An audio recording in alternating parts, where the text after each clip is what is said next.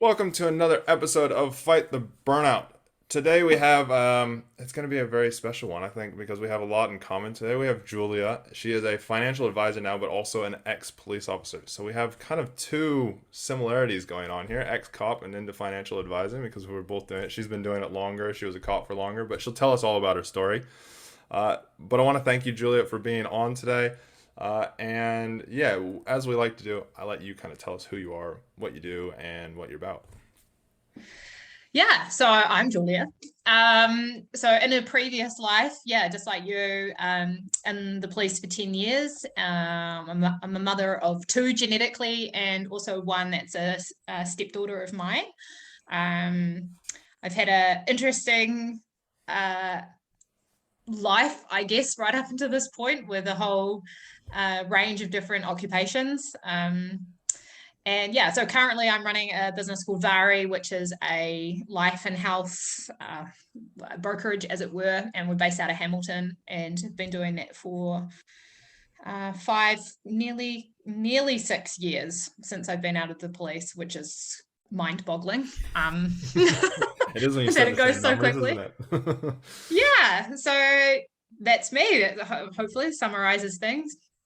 Awesome, awesome, cool. So tell us a little bit about that experience with, why'd you leave what'd you do before the police?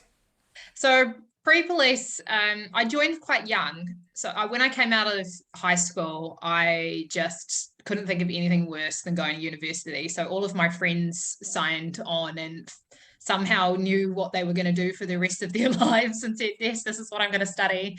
I was quite young for seventh form, so I was still 17 when I left school. And the last thing I wanted to do was go to uni and get into any debt. So I left school, moved to Owne and got qualified as a ski instructor. Oh, cool. I just wanted to party and have fun and bum around and go skiing, get qualified, and so I could use that qualification to travel the world and ski different resorts and stuff. Cool. So Cool. yeah, I had a really fun time for maybe three or 4 years, and went to the States, taught over there in California, and had a really good time. But it was obviously there's no money really in ski instructing, so you spend the majority of it on booze or traveling back and forth. So one year I got back from the States and I sat down with my parents and I just said, I don't know how long I can keep going. I'm fatigued with this lifestyle. Yeah. And I still wasn't quite ready for uni because I really liked being outdoors and being fit, etc. And so mum and dad suggested I looked at joining the army and getting qualified either as a nurse or because you could do all your training through there. Yeah. And then somehow the police came about, and a friend of mine had been policing for a couple of years. So I rang him up and said, oh, what's it like? And how are you finding it? And he just suggested I came out for a ride along. And he was working night shift that weekend, so he ran it past the sergeant, and lo and behold, there I was at Mount Wellington on a night shift. And we did absolutely every single job you can possibly. They really turned it on for me, like a really busy Saturday night, and I got to experience every single job on earth. And got home that morning, and I think I was in the recruitment office later that afternoon, Wow. and in a police college maybe 3 to 4 months later. Yeah. What year was that? Like 2007, late 2007. Yeah. So just around that, just before they kind of shut everything down for a little bit, kind of thing, and Yeah, then picked it back up. Yeah. they did a big recruitment drive because they were having all of those homicides out in counties Manukau. Yeah. So that they I was part of that group. So I didn't go to counties, but I went to Mount Wellington, which was right on the cuff anyway. Yeah. Yeah. Nah. Okay. Cool. So, and then tell us a little bit about your experience, like as a cop, if you're open to it. Yeah. When it comes to the, that what added to that kind of burning out and eventually leaving, that whole kind of process. Yeah. So I mean it was just shy of 10 years, and I thought about hanging out to get that 10-year ticket. And I left just prior to that. And I didn't leave on the terms that I wanted to leave on, unfortunately. Um, but yeah, as I started, it was great. It really, really suited my personality and what I needed. It was really, obviously, as you know, high energy, Didn't know what I was going to all the time, so that was really exciting. I really liked the camaraderie and the friendships and the family environment that you made and the connections that you made with your peers. That was really, it felt good to be a part of something like that bubble and that organization, which I really, really, and I had a lot of fun when I went to work. It was exciting. And so I started out the policing career in Auckland and then shifted to Mount Wellington. I was at Mount Wellington and then shifted to Hamilton Police Station. And things surprisingly were really different there. So the station when I went to Mount Wellington, we had a really junior police station. So I didn't have very much guidance or like good mentors at that station. So when I went in there, it was a really hard sink or swim environment. There weren't very many females, and those females, after, I think maybe we lost maybe 80% of them after 2 years. There was only a handful of us left after a 2-year period. And I won't go into why that was, but it was very alpha male at that police station at the time. And if you kind of didn't just like suck it up and get on with it, then you weren't going to survive. A lot of shit went down at the station that I'm not really comfortable talking about. I just kind of pocket that as a side thing of like learning experience in terms of how I would never behave. Yep. Gotcha. So I mean, alarming stuff. And so when I left Mount Wellington and moved to Hamilton, I went, oh my gosh, this is how kind of more normal policing works and how a better structure and a more senior or a well-oiled machine works. So it was far better environment in terms of like there wasn't like bullying as much going on or the same shit that was happening at Mount Wellington at the time. It was just far more organized in a more family environment, maybe being a smaller town, I don't know. So when I came off frontline policing around that 5-year mark, I went into investigations, and that was really good and well and ticked over and started that CIB route, but then I got pregnant and started that mother route. that route, and that kind of interrupted things. But then it came at work, I don't know if you were there when they started doing where you would be seconded or put on at a particular place for a year or two or something, and then you had to rotate. They wanted you to keep rotating. They started the rotation things unless you were super specialized, and then they'd kind of leave you alone. And I understood the theory to that. So you would have experience in different things and they could share the load, but also to agree, it's like, don't poke the bear. If this person is good in this role, leave them alone. Let them just stay where they are. Yeah. I remember they were talking about doing that to STG at one stage. And those guys are super specialized. If you're not familiar with STG, they are the counter-terrorist police group, and it didn't go down too well, and they didn't leave them alone. They didn't get moved, let's put it that way. But I get that. So you started to get kind of shoved around a little bit, I think. I wasn't shoved around, but I was getting close to being shoved around. So where I was in TCU at the time, I was totally happy. So the roster worked perfectly for my family environment. I loved the role. I was good at it. Working with informants, and we would get tagged into CIB jobs when they needed us because we're notoriously always understaffed. So then I had those really cool experiences working on big investigations, etc., which kind of ticked the box. But it wasn't the leap that I was quite ready for because I was a mum. So I couldn't ship off and go to police college again to get qualified and as a detective. I still needed to have a good work-life balance. And anyway, I started looking at other options of, was I going to stick in this forever? My marriage at the time was rocky. Yeah. And I knew that if I was to leave my marriage, then I wasn't going to be able to have or create a life for my children that I wanted them to have based on the salary that I was on. Yeah. So I was like, I need to be in a position where I'm earning more money to be able to sustain a lifestyle and support myself and my kids.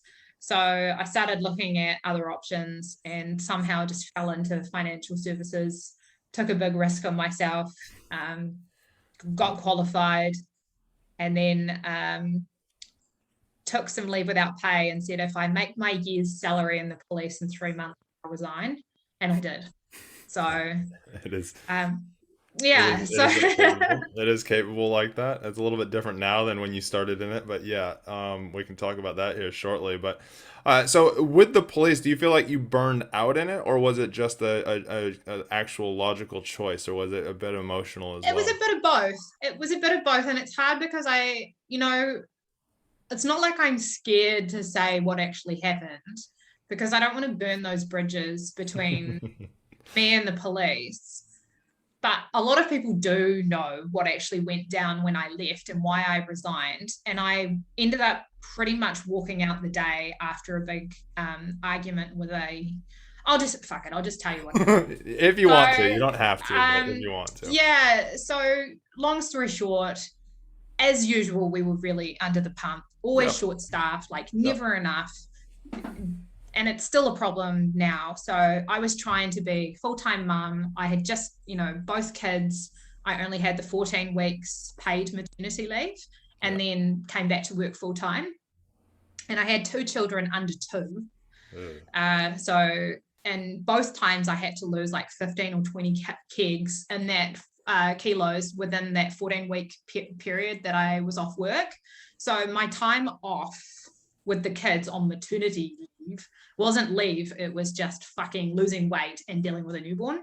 And Yeah. so I was already tired by the time I got back to work, and I wasn't seeing my children. I wasn't maternally being a mother because I was so boned every time I got home from work. Work was almost like an escape from what I had to deal with at home.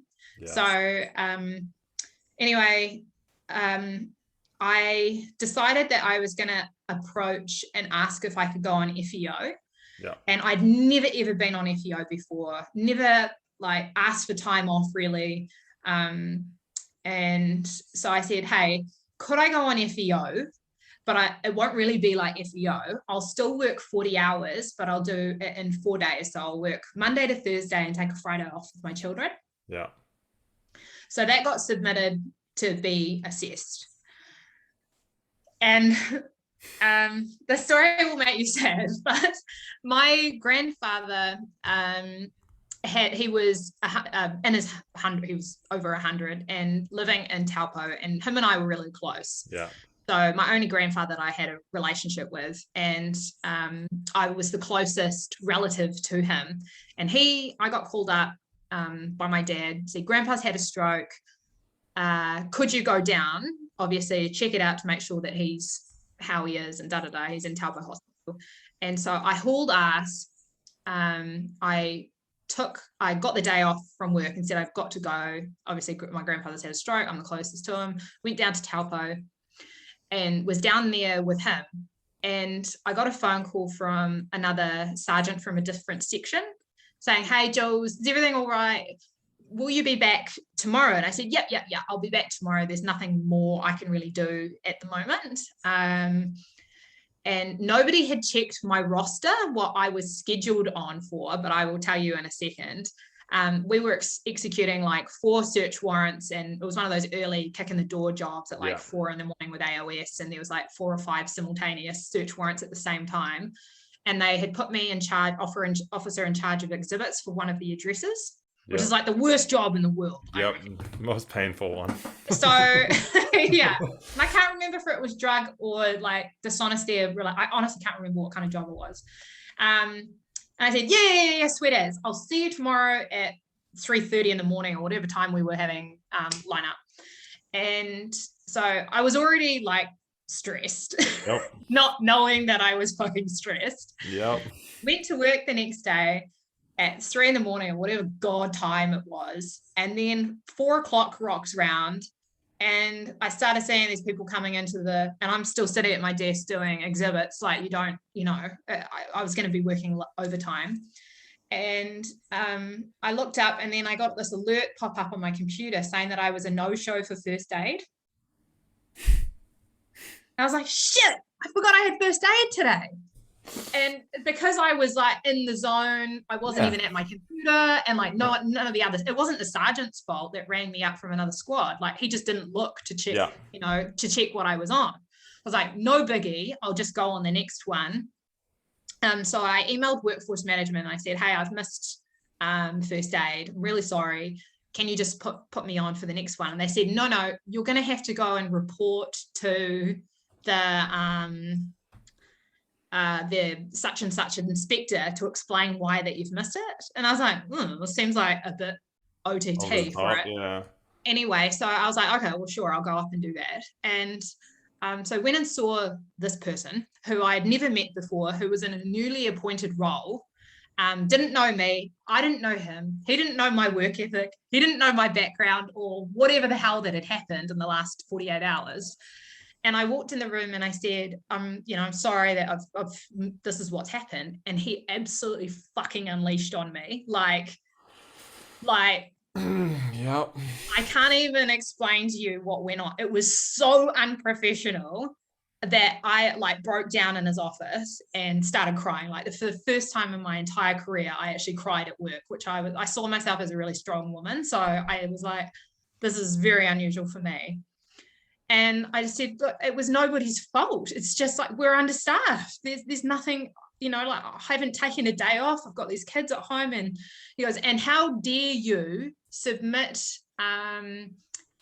a FEO request? We're doing you a favor, giving you a day off work. And now because you're non-operational now, so you've fucked us all. And you can't go out on the street. And I was like, doesn't matter, man. I've got like 3 months worth of like admin that I could do in the office anyway. Like, I'll go to Auckland and get recertified. What's the big deal? And he just went, no, you are completely non-operational as of today. So to explain to your listeners what that means, it means that you can't drive any police cars or have you been involved in any active duty. Basically, you're just an office person. Yeah, basically you're back to a civilian. Yeah. Until you do pass your first aid certificate. And I was fine with that. Yeah. And anyway, so I just broke down, and it was purely because he was so aggressive that and had no empathy or understanding. It was almost like this pushing this big ego on me. And I was already burnt out, which I didn't even realize at the time that I was. But you have everything on top of just that, and that's your trigger. He pushed me off the cliff. Yeah. He really pushed me. He really did. And so I just went, fuck it. And the trigger was, he had a box of tissues sitting on his desk. And I said to him, because I wore makeup to work and I had mascara on. My mascara had run, and I had to walk to go through to where my office was. Basically, I had to walk past quite a few people in the CIB office that were sitting at their desks, and I didn't want them to see that I'd like walked out from this meeting. That whole trying to be alpha female. Yep.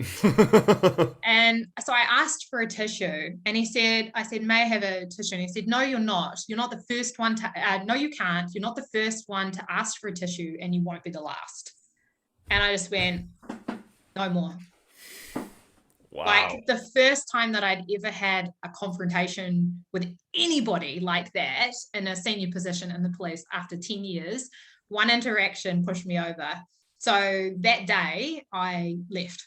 I just walked out. I hung up my vest and said no more. And you didn't go back? Nope. And I want to say sorry that happened to you, because, and it's a sad thing. I've heard of it happening more, so much, and then I hear like the opposite side as well. For listeners who are wanting to be cops, it's not, and you'll say this as well. It's not like that. There's the odd seed in there, but it's very sad. But yeah, I think I was really upset about it, because the whole thing was like, it was almost just. Did I just, I had that reflection of, did I just waste 10 years of my entire life completely dedicated to an organization that didn't give two shits about me? And I think that was what really hurt, because I cared about them deeply. And so I had put so much, I put my family over them, and that was probably wrong. That was, well, definitely wrong in hindsight. But, you know, it was a really important time for reflection for me, because it was like I would, the learning that I took from that was I'll never treat anybody like that, or, how understanding you have to be, especially in that leadership role where people are looking up to you. And if you're exhibiting behaviors like that, like, I don't know, Yeah. it was a really hard, it was awful, to be honest, because I couldn't even drive a police car because our HR wasn't in the same station. It was on the other side of the city. So he wouldn't let me go over and talk to an HR professional. I had to drive my own personal car there. That sounds. And I just thought the whole thing was so, yeah, he just completely pulled everything apart. And yeah, it was awful. And I've never actually told anybody that what happened. And I know that there was a bit of an uproar when people found out, but to a degree, like, you can't really stand up to people in those organizations, because then that can affect your movements and career Yeah, and it does. moving up. And it's true. I do want to say on that though, I know, and I know other officers that are still in that have stood up and that, and it does get affected, but it does sound like it's somewhat better-ish, I think maybe. I think you're right. It has The gotten a last lot couple better. years, it's gotten a little bit, Yeah. it's gotten a little bit better because some of those ones that were like, no, we don't stand up for this, have gotten into those leadership roles. So it's really good. I guess a key question that I want to ask from you, if you could go back to yourself when you started and teach yourself what you know, like teach yourself, 1 to 3 different key things back then that you know now, what would it be? To never lose sight of yourself. That's the key thing, because you can get eaten up in that monster organization. And it's not just the police, it's any Mm. organization, um, where your own self and your values can get taken away when you're. Have you seen the documentary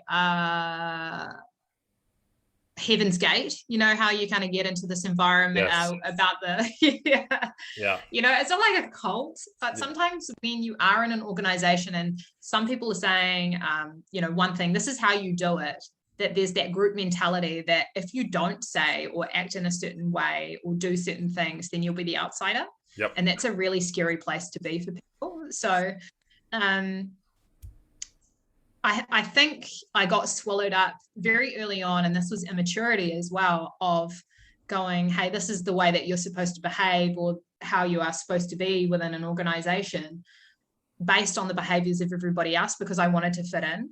Yep. And I didn't want to be an outsider, because if you were an outsider, it was hell and it Yep. wasn't worth it. But I think now that I'm running my own show, my true colors are really coming out now of who I am as a person and my values. Mm. And I think deep down, especially towards the end, I was able to see that my values weren't coming through in that organization anymore. I was like, this Yeah. isn't actually who I am, or what I believe in, or the how I want to behave, or how I want to treat people. And I did start to get quite frustrated with just ways that people behaved within the organization. I just thought, this isn't right. Yeah. Or surely there could be a better way. And that's every organization. That's not just the Yeah. police. I think you really have to. I think this is real key, especially if you're listening. It's real key to recognize this, that it's not just the police. We're talking about the police because we both have a common thing here. Yeah, Julia was in the police, and she had the experience that she's had and burned out from it, and there's all that burnout that led up to that last little straw that was probably more of a stick, dropped onto her back, and the back broke. But it's also recognizing and bringing awareness to what is important to you. What is your values? What is it that you need to look at within yourself? And does what you are doing and where you are actually line up with that? And it's okay to go, no, it isn't. And take those 10 years and go, hey, chalk this up to I learned this, and this. And I'm able to be able to do this, and this because of it. Okay, cool. It's not a failure. It's a actual learning experience so you can be better for the next role or the Um, next career or the next business or whatever it is. Uh, and I think that's real important to take out of this is that a bad experience isn't a bad experience, is it, Julie? oh, never. And look, if I hadn't had that experience, like, I mean, over that whole 10-year period, but even that last engagement, I wouldn't be where I am now. It wouldn't have Mm. opened the door to where I am now. And so you have to be thankful for those negative events as well. And take the perspective of what you can from it and the learning from it. You know, and my big learning was the obvious ones. I would never behave or act like that. Yeah. So I like to be quite deeply understanding for people of there's always so much more going on in the background of a human's life than what you see at work. Yeah. And I think you have to be very, very considerate and careful of that. And I think in my job now, that has been the best benefit for me is having that deeper understanding and consideration for others, because people put on such a front, especially in a work environment, that everything's okay and this is going on because they don't want to seem Like the weak or outsider. as an as Like an the outsider. outsider. Yeah, you don't want that. You want to be in the pack. Um, so So what are yeah, the what well, are the key what are the key things that you do in your business now to make sure that you don't burn out, but also your team doesn't burn out?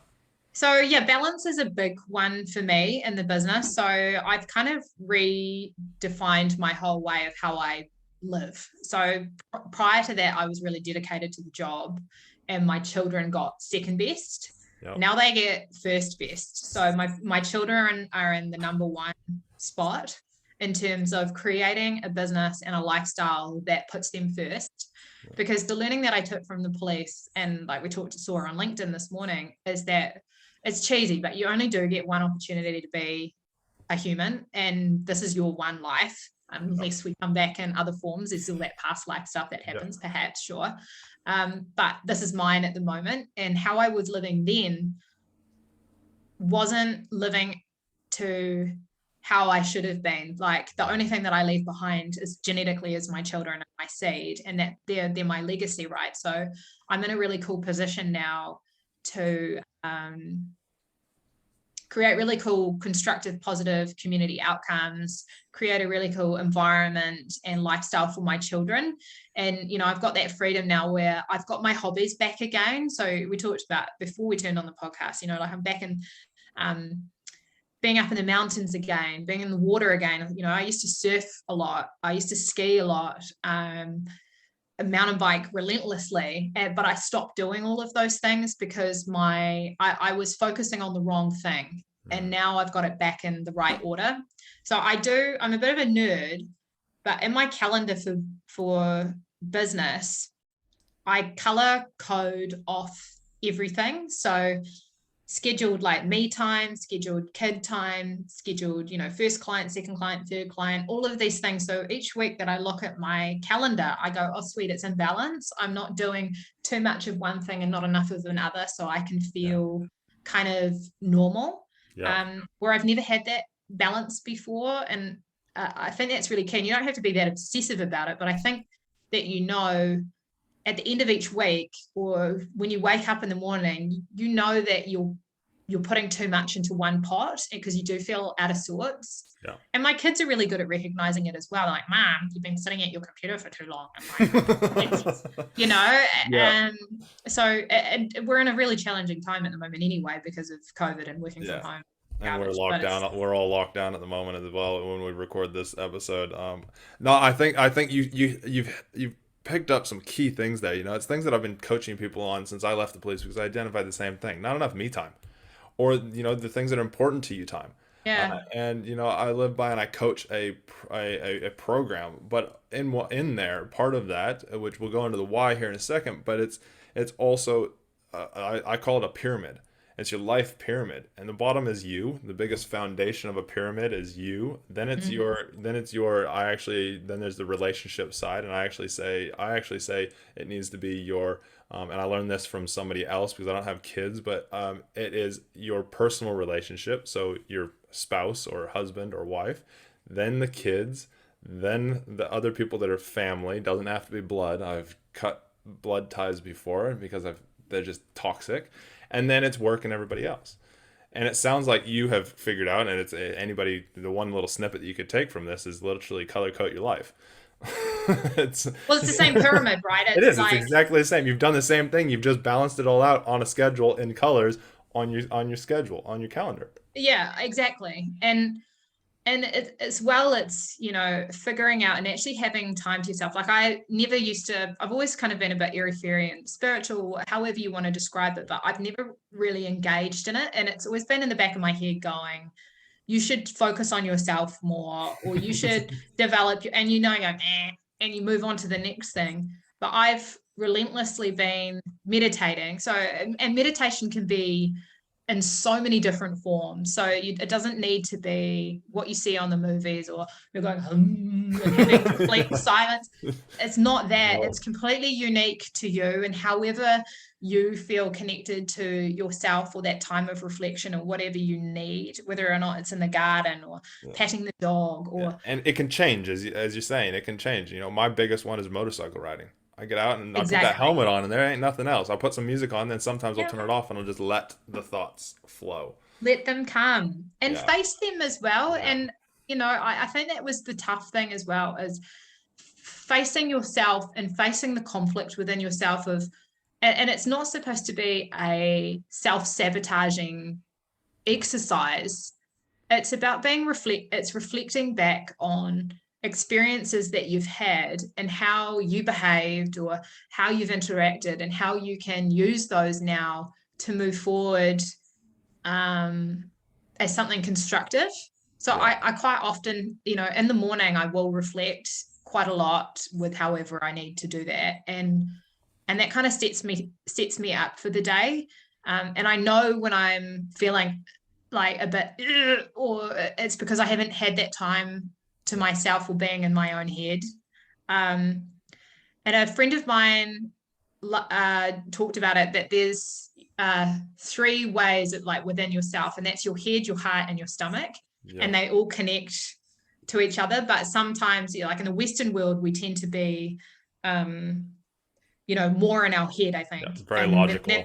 and that connects to our, you know, stomach, and then that causes anxiety or gastro problems and Yeah. all that kind of issues. So it should be all in balance, that we should be, you know, thinking things through with our head, with our heart, and our stomach equally. Yeah. But in the Western world, we just don't do it like that. We're very up here. Yeah, We're like, we're very head, we're very logical, very just, it has to make sense. And you can see it going on right now with the whole way the world is at the moment. Everybody is run on their head. But when we actually can sink down into our heart, we actually come from a place of peace. We come from a place of truth. We come from a place of our emotions.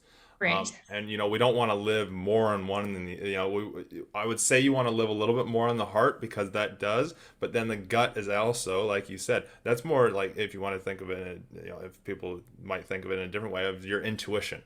They say women have this massive intuition. It's because they actually can listen to their gut as such, a lot more than guys. We think more with our heads a lot of the times, unless we have that, I don't say guys necessarily, but more masculine kind of, Yeah, ego. Yeah. and it becomes that ego side of things. And so it is very important to listen to that. And I love that you brought that up, because it is so important. So many people these days live from the logic, from the head. It has to make sense, instead of going, hey, how does it actually feel? Like, does it feel right? Does it line up with, we said before, your values, Yeah. your thoughts and your beliefs, and what you believe in at a core. And if it doesn't feel right, it probably isn't. And Mm. sometimes we need to trust that. And a lot of the time, and I know your listeners will be like, I'm guilty of this, that if something's not feeling good, it usually is because it's not good. So how can we, actually, have you acted on that before and changed whatever is the issue, or looked hard and deep within yourself as to what the issue is, and gone, shit, maybe I need to actually face this, because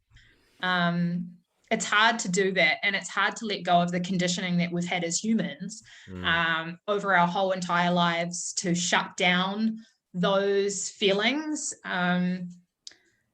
or alternative ways of going about things. I don't know. I think when you're in the police, and if you're scared and have those experiences like we have with death and suicide and how things work out for people, it gives you incredible perspective as to how precious life is, and like we talked about before, that one opportunity. So it's really incredibly important to invest in time and resources into discovering how you can be your best self. And that's a hard question as well, is like, what is your best self? Yeah. We could go really deep. We could go real deep in that, and that might be for another episode because Yeah, I love going deep. I love going but deep. I think we're really privileged. And I mean, my 10 years in the police was actually the best time of my life, because without that, I never would have seen or done or heard or smelt the things that I did to put me in the position that I'm in now. And We wouldn't be talking right now. no, So all the listeners, you wouldn't be getting what you're getting if both of us hadn't gone through what we did in the police. yeah, It, and it is, you have to, I guess, embrace the position that you're in now. Is, it's only phases and stages. I always put things in phases and stages, that we're just in this phase at the moment. It'll change into the next part of our lives at some point, whenever that change happens. I don't know. But I'm a huge Tony Robbins fan, and I love his phrase of "It's all happening for you, not to you." yeah, I love And Tony Robbins oh, as well. he's amazing. We can talk about that later on, but I've been to quite a few of his stuff. But it's impactful. If you constantly think of life as, hey, this is actually happening for me, even though sometimes you're like, I don't want this to happen for me, just go I away. know. You will learn stuff from it. My wife and I were talking about it just yesterday around this whole COVID side of stuff, and why her mind is constantly just going and it's seeking out negatives. And I was like, Yeah, it's all, and she's like, I know it's all happening for me, and not to me and that. And I'm like, yeah, but look at what we've been fed, we've focused on. You're a Tony Robbins fan. Where you focus, energy flows. And it's sad at the moment, all the focus is on everything that's going on. So it is that. I want to shift topics a little bit here for a second. And we talked a little bit about stuff and having that passion, having that, following those values and that. I believe that if you follow and we talked about this on LinkedIn just the other day, around following your why, which is, some people call it your purpose, but I believe it goes deeper than that. I believe it actually comes from your childhood, and it cannot be changed. It is there, and it is why the things that have brought you so much joy when they has brought you so much joy, and when they haven't, it's because you're completely against it. My why is to create less pain for myself and others, so we can be the best version of ourselves. That's my why statement. And mine stems from my dad actually going, when I was like 4 or 5, going to chiropractic school during the week. And he would be in San Francisco all week, and then he'd come home on the weekends, and every time he'd leave, I'd feel in pain. So it was always that. So I'd try and help stop bullying and stuff through my ages. When I was bullied later on in life as well, it affected me a lot because I was in pain, and so on and so forth. A reason I joined the police, all of that. So, Julia, if I asked you what your why is, what is your why? Why you've done everything that you've done through your entire life? I think if we go all the way back to childhood, I was very privileged with parents that created a life of adventure. Yeah. So we were, to put some context into it, so my dad built a boat, and in the summer we would spend the whole entire summer on the boat, fishing together as a family with very little people around. Peaceful. Yeah. As a child, like, things that I can actually very much get into a trance is being sitting in between my mother's legs on a beach where there was, like, I had no idea where we were, by the way. It was somewhere, maybe like the Mercury Islands or God knows. But as a child, sitting between my mother's legs on the beach, under like a towel or like a sunshade that she had. And so it was like this feeling of complete togetherness and nature and all of those things. And then in the winter, I was really privileged that my dad was really heavily into the mountains and four-wheel driving, and fun and exploring and all that kind of stuff. So my childhood, thinking back, was a lot of it was togetherness and adventure. So and connecting in with nature as well, that was a really big thing. So I'm trying to construct my why now. I guess it does explain, and nothing was really like too serious. My parents were always very fun loving and like fun people, but very driven people as well. My mum had a really fucked up childhood. No relationship with her mother or her dad, very violent relationship. So I took a lot of teachings from her and how she recovered from that and how she positioned herself from her relationship, about walking away from such a horrible, loveless family environment to building one that was all about love. So yeah, I'm trying to get it into words now. I guess that explains why I went off, in terms of my why and what I needed as a person. It explains why I didn't want to be in a educational environment. I'll be like, no, I don't want to do that. I want to be skiing, and I need something fast paced and exciting, and the connectivity in with a family. So I guess when we pull things apart, that explains why I really enjoyed that police environment, because it was a family, as it, to a degree. And you were really close and protecting one another a lot. How you talked about that protector that you had, and I was very protective of my policing family as well. So I was always trying to be my best self in terms of being fit, so I could look after myself, so they didn't feel like they needed to protect me. I liked that. And then coming into this role that I'm in now, again, it's that more of that protector,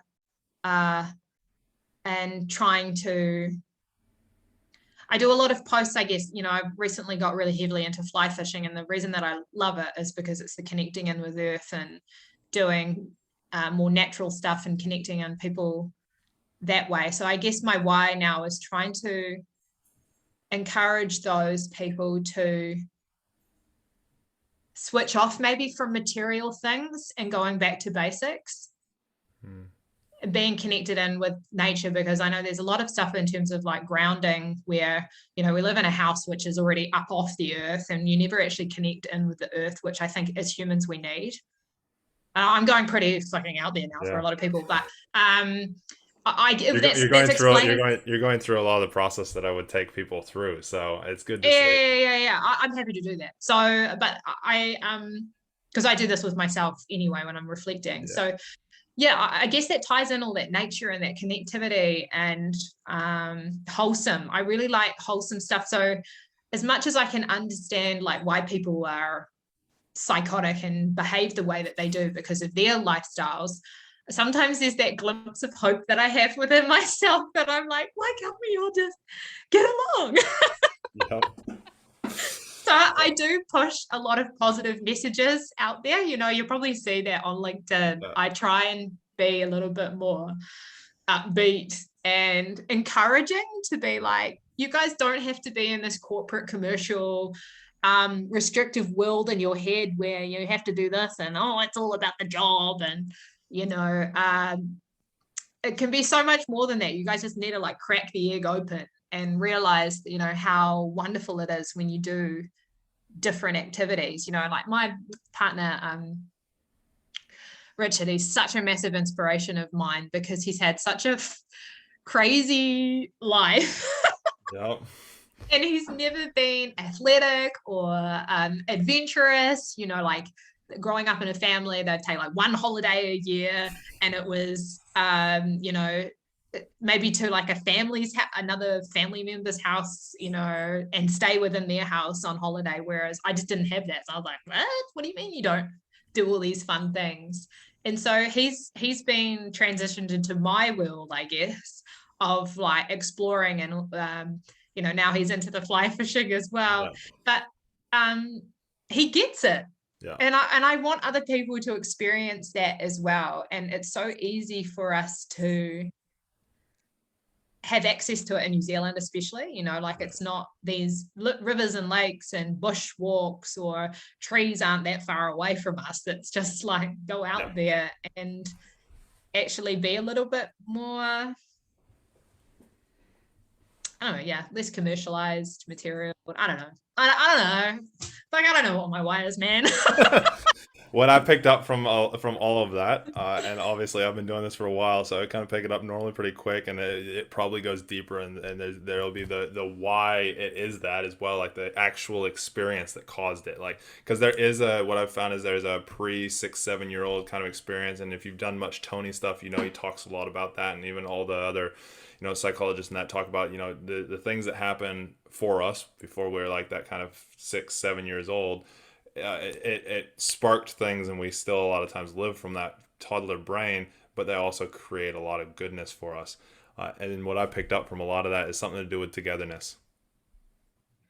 Oh, massively. Like And I think bringing, that my biggest struggle that I have at the moment, so like I said before, like my marriage ended, and my biggest issue is that I have so much hurt from that as soon as the marriage ended, the direct family who I had been with for 10 years, and I was like a daughter to, and, they cut me off, completely cut me off. And I think, a part of that was my doing as well, because I was really angry when I left. We won't go into that. And people are angry. But now I'm on this journey, to a degree, and my partner and my family are like, what the fuck are you doing, Julia? Like, don't even try and engage with them. Don't, like, you have to stop living in la la land that you're going to have a Christmas together with these people. Like, it's not going to happen. They don't give a shit about you. They don't care that they've hurt you or whatever. They just don't care anymore. And for me, like, when you describe the why, that is like the most devastating thing, that I'm like, why can't we just have Christmases together? Like, why can't we just be cool? And so it's really, it pulls me and hurts so much. But then everyone on the outside is like, why are you trying to create this? It's never going to be created. And if we look at what I've picked up out of it, and I'd love to dig deeper into it at another time. But if your why, which is what I've picked up and what I can see is, and you said it multiple times or a version of it, was to bring yourself together and also bring others together.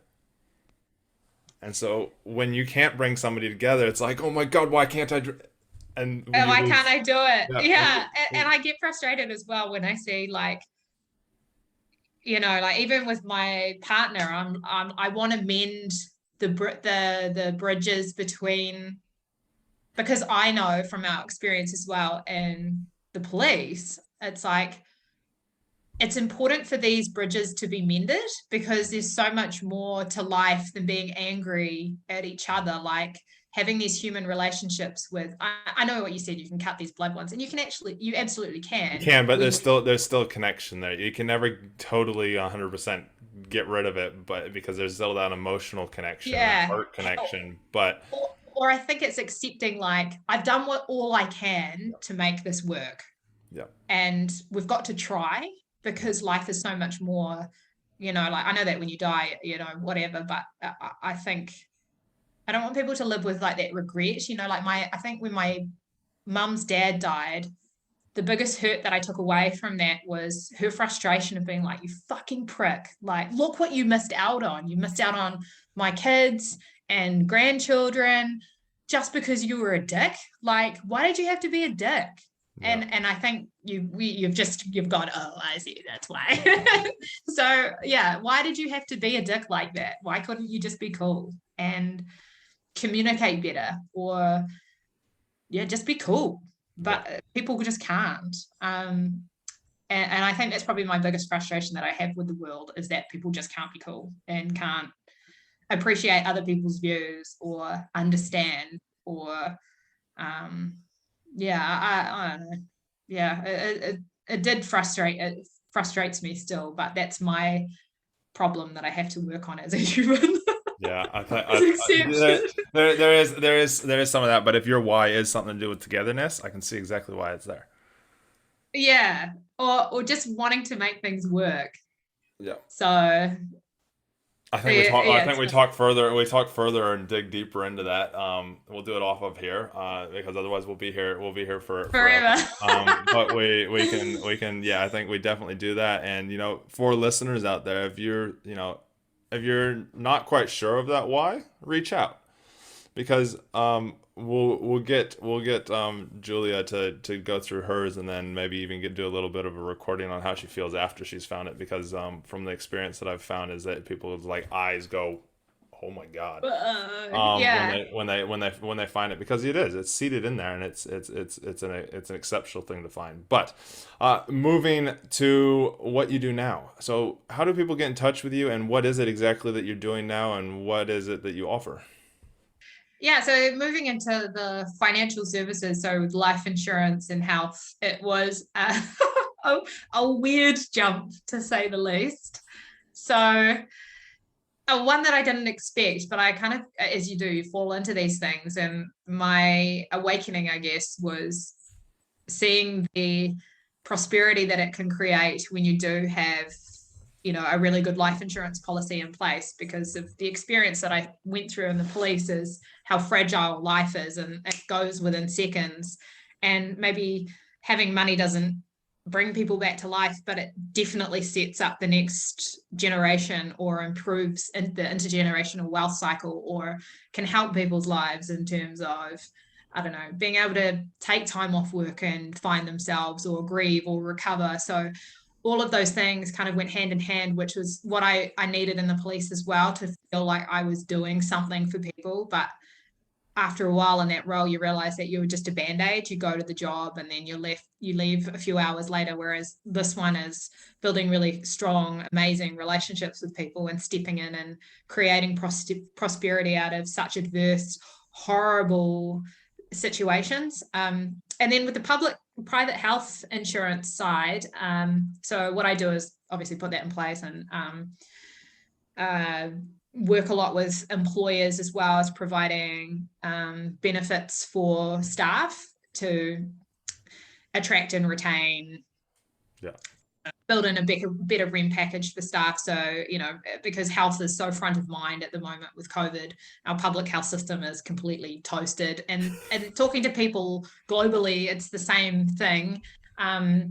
So what I'm working on at the moment is, and we've collaborated with a lot of movers and shakers, and trying to create a bit more of an equitable environment, that we kind of boost the amount of people in the private health system, to remove that pressure off the public health system. Yeah. So currently we've only got 28% of New Zealanders that have got it. And yes, I totally understand, like I'm not having just figuring this out now, that having private health cover is a privilege in terms of money, of being able to afford it, etc. So however, because of that, we're trying to encourage the government to see it a little bit differently, and say, hey, well, how can we start encouraging employers to provide it as a work perk, rather than staff paying for it, or so can we do things like maybe remove FBT, or can we contribute to some of it towards, so it encourages employers to offer it as a benefit. And the result of that is that it shifts people out of the public DHB systems, and we can boost that number. And I understand that there's like specialists in both, public and private, and they work both. Yeah. But it's about trying to get those numbers right, and we're working with a lot of people as well to make sure that we get it to the right amount, that it doesn't cause the opposite effect where both are jammed. Yeah, you don't want that. Yeah. I mean, of course, we've thought all this shit through. Like, we know that there's going to be negatives if we overflow it. So it's about, how do we get to the magic number of where it will work really well? Yeah. So yeah, I'm doing really cool stuff, and partnered with the blood service last year to create some really great community outcomes, and making Hamilton like the blood donor capital of New Zealand, to try and build morale and get people giving, and get them on that buzz of like, hey, it's not about me, but this is something that I can do. And, giving one donation of blood can save up to 3 lives, doesn't cost me anything, just my time. Yeah. So trying to create a bit more of a buzz about people thinking about others, and creating more of a community happy feel, I guess, togetherness. Togetherness. There you go. See, you're already saying it. You're already saying it. Yeah. Um, So, just doing cool shit. And when you're in control of your own business, you can do that, like doing exactly what you're doing. And it's a risk running your own business, obviously, but it's also very exciting with what you can do. And really, the sky's the limit. I believe that. Yeah, no, that's awesome. So how does somebody get in touch with you if they want to get in touch with you, either about insurance or they just want to pick your brain or say, hey, I picked this from the podcast or whatever that is? Yeah, either by LinkedIn or just my email, which is julia@vahry.co.nz. Email's usually the best. I'm that generation like you. Like, don't ring me and leave a voicemail because I'll probably just delete it. Yeah, I'll just call the number back without even listening to the voicemail. So. Yeah. Who this? Yeah, who is this? Why did you call me? Yeah. No. Okay, awesome, cool. Well, we'll put your LinkedIn and we'll put your email in the description of this video or podcast, whichever way you're watching or listening. Last question I have for you is, what would be your top tip to self-happiness?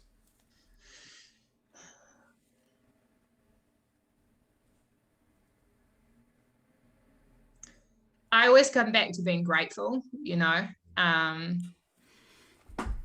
if you can somehow find appreciation in the things that you have, or the things like we talked about for, what were you saying before? Was it for the greater good, or these things are happening to me because of happening for me, not to me? Yeah, I think it's that mentality, and I guess that's gratefulness to a degree. So sometimes when I find myself spinning out and stressed, it's going back to basic stuff of like, what am I grateful for? I have air in my lungs. I have good health right now, or my children are healthy, or my partner is healthy, or I have a current roof over my head. Whatever you can find within your life that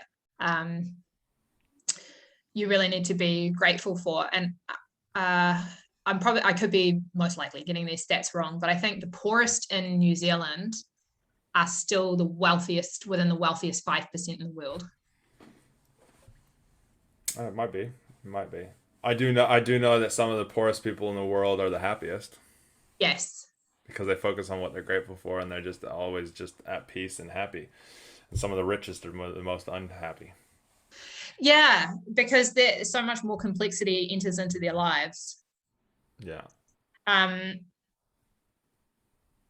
So I think being able to practice gratefulness, and I try and get my kids to do that as well. And it's hard when they're 7, 8, and 9, and they can be ungrateful little shits. But is that ungrateful in your mind or in their mind? Yeah, definitely mine.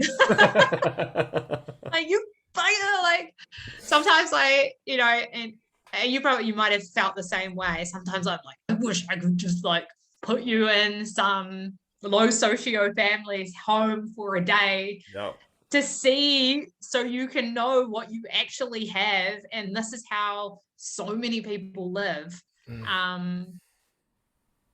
I think I showed the kids like an opening scene to Slumdog Millionaire, and they're like, whoa, those are kids. I'm like, yes, the population lives like this, Yeah. I think the one thing that I found worked really well, especially for like clients of mine, and even you can use it for kids as well, is like a grateful journal. The first thing in the morning, they just write 3 things that they're grateful for. Yeah. In the journal, and then that way you have it to look back on as well. It's like one of those things. It's like, oh my God, like I was struggled to find things that I'm grateful for like ages ago, but now it's like just flows. It's easy, and it's retraining the mind as well. The kids get taught about a dude called the head hustler at school, which I am very frustrated about, because I wish that we were taught that at school, about the mind and how it plays tricks on us, and it likes to feed us negative commentary. So and that comes down to everything that you do. So I took them out for a training run, and it might be intense for 7, 8, and 9-year-olds for cross country, but they were all like, we don't want cross country's coming up, and I hate running, so I totally get that. So we went for a run down around the lake. So we live by Hamilton Lake, and our sole focus was battling the head hassler. Yep. So I was like, look, we got to prepare for this because he's going to come after all of you. Yep. And me, because I have so to run good. with you.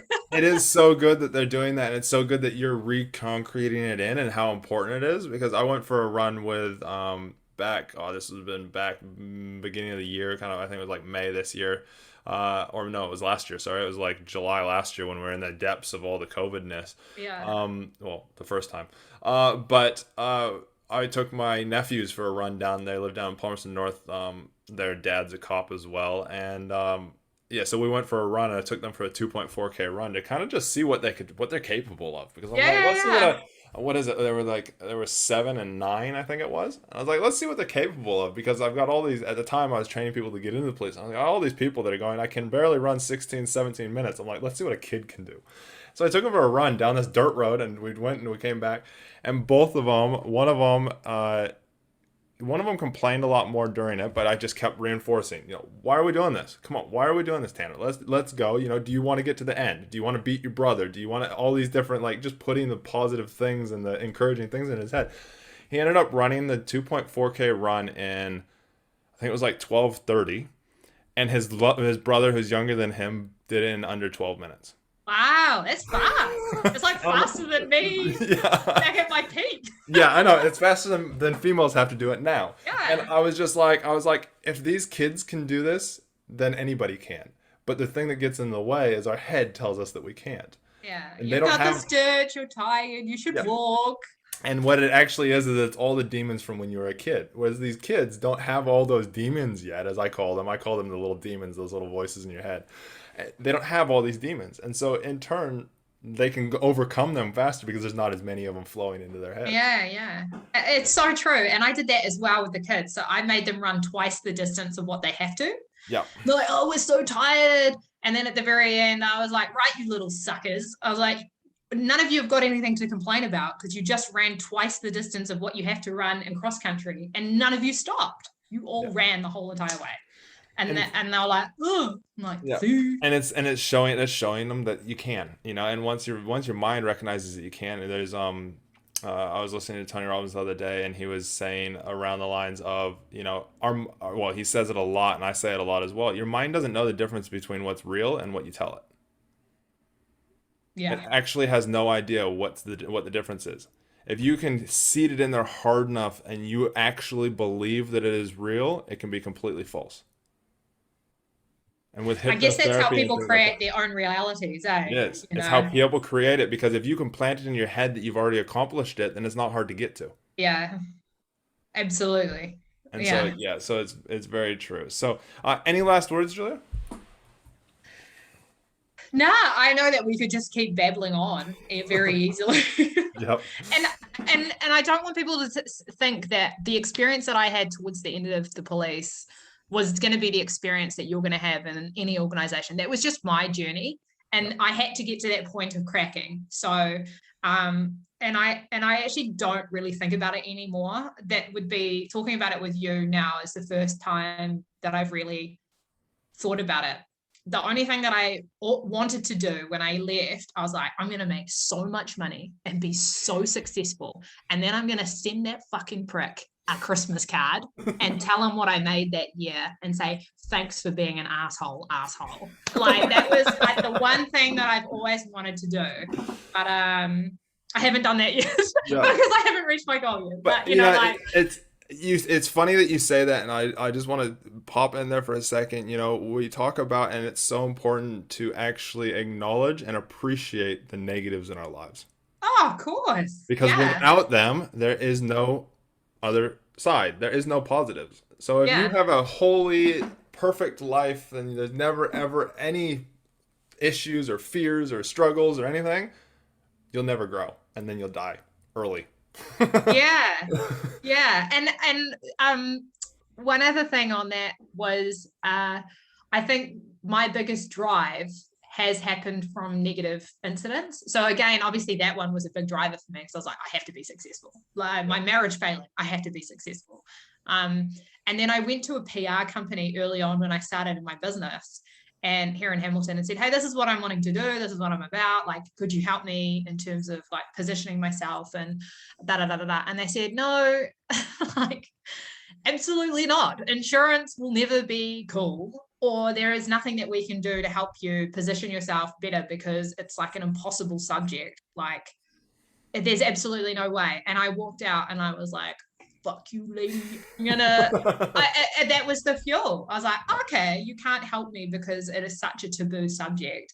Like, why not take on the challenge? Or I think it was them, I felt very belittled, I guess, when I came out of that meeting. So I think when you have people that say no and say give up now, those are the big things that can really drive you to achieving greatness. Yeah, they definitely can. Well, thanks, Julia, for today. It's been awesome. And, You're welcome. like you said, we could talk for hours and hours. I know there's so much, and if we ever do get a chance to have a beer together, it's gonna be a day long thing. It's not gonna be an hour. But I want to say to all the listeners, again, I always say this: take one thing from this interview. As we talked about, yes, there can always be negatives, and there can always be those traumatic things that happen within your career. But remember why you're there. Remember why you are here on this planet. Not even necessarily in the industry, but why you're here on this planet. And if you don't line up with that anymore, walk. Yeah. Hopefully you walk before you get that dickhead that it snaps you. But if you don't, remember that snap was because that's what you needed at that time in order to actually see it. I talk about this in the past. I almost cheated on my wife, and that was my snap. That was my looking at myself going, who the hell are you, Chris? So we all have these, appreciate them, and actually be joyous that they happen, because that's how we can actually grow quickly, and it makes us take action. If you want to try and take action earlier and you want to figure things out quicker and faster, reach out to either Julia, or we run a coaching program, obviously, called Create From Why. Reach out to us at team@createfromwhy.com, and we will email you back. We'll get you on the phone and we'll have a conversation. But thanks for listening. Make sure you share this out to anybody that you do know. And till next time, we love you. And give us a like and a subscribe.